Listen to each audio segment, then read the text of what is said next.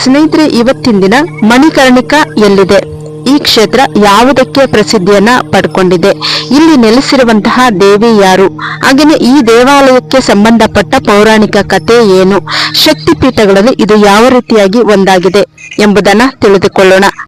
ಮಹಾವಿಷ್ಣುವಿನಿಂದ ನಿರ್ಮಿತವಾದ ಮಹಾವಿಷ್ಣು ಕುಂಡದ ಬಗ್ಗೆ ಕೂಡ ತಿಳಿದುಕೊಳ್ಳೋಣ. ಮಣಿಕರ್ಣಿಕಾ ಎಂಬುದು ಉತ್ತರ ಪ್ರದೇಶದಲ್ಲಿರ್ತಕ್ಕಂತಹ ಒಂದು ಸ್ಮಶಾನ ಘಾಟ್. ಇದು ಗಂಗಾ ನದಿಯ ತೀರದಲ್ಲಿ ಇದೆ. ಇದೊಂದು ಪ್ರಮುಖ ಸ್ಮಶಾನ ಘಾಟ್.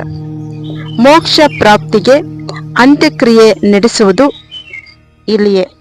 ಈ ಸ್ಥಳದಲ್ಲಿ ಸತೀದೇವಿಯೊಬ್ಬಳು ತನ್ನ ಕಿವಿಯ ಆಭರಣವನ್ನು ಕಳೆದುಕೊಂಡಿದ್ದಾಳೆ ಎಂಬ ಇತಿಹಾಸ ಇದೆ, ಎಂಬ ಪೌರಾಣಿಕ ಕಥೆ ಇದೆ.